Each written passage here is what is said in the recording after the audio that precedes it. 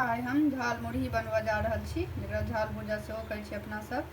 बहुत चटपटा बनै छै, तऽ अहाँ सब हमरा संगे वीडियो पूरा जरूर देखू। एहिके लेल हम एकटा बॉल लऽ लेलहुँ हँ। एहिमे हम 1 कटोरी मुरही लऽ लेलहुँ हँ। एहिमे 1 मुट्ठी चूड़ा भुजा भूजि लेने छी हम, सेहो दऽ देबै। एहिमे 1 मुट्ठी हरियरका मटर है से दऽ देबै। 1 मुट्ठी चना भूजल से एहिमे दऽ देबै। 1 मुट्ठी मूँगफलियो भूजल है सेहो एहिमे दऽ दैके छै।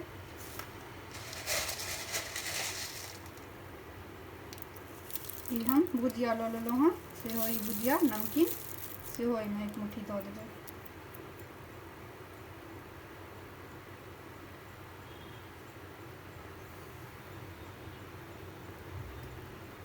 तऽ हम ई एकटा मिर्चके काटि कऽ लऽ लेलहुँ हँ, से दऽ देबै। 1 मुट्ठी प्याज खूब मिही मिही काटि कऽ से एहिमे दऽ देबै। कनि टमाटरो काटि कऽ दऽ देबै एहिमे।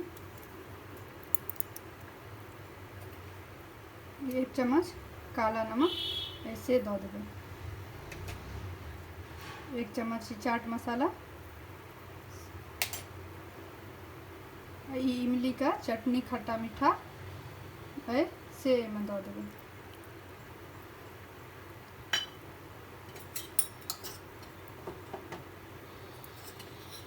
कनि एहिमे आधा चम्मच हम मिर्च पाउडर देबै। ओना तऽ खूब कड़ूगर चटकर एकदमसँ नीक लागै छै, लेकिन नमक आ मिर्च अहाँ सब अपने हिसाबसँ जेना खाइत हैब तही हिसाबसँ दैके छै। एहिमे 2 बड़का चम्मच कनि सरसों तेलके हल्का गुनगुना कऽ कऽ दैके छै, से एहिमे दऽ देबै।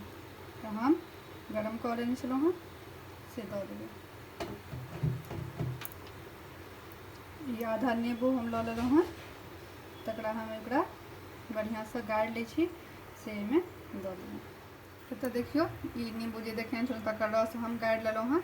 आधा नींबूके रस हम देलियै हँ।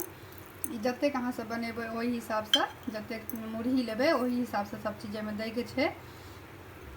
और ई कनि दालमोठ या मिक्सचर कहि सकै छियै, सेहो एहिमे दऽ दैके छै। अब सब चीज़के खूब बढ़िआँसँ मिला देबै।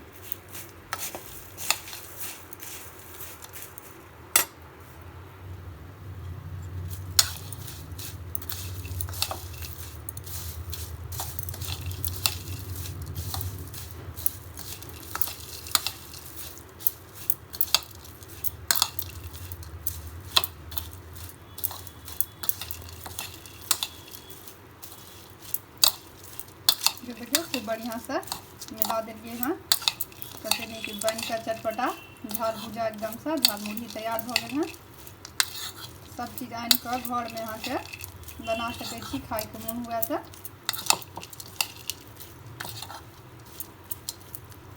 खूब सुंदर ई झाल भुजा तैयार भऽ गेल हँ।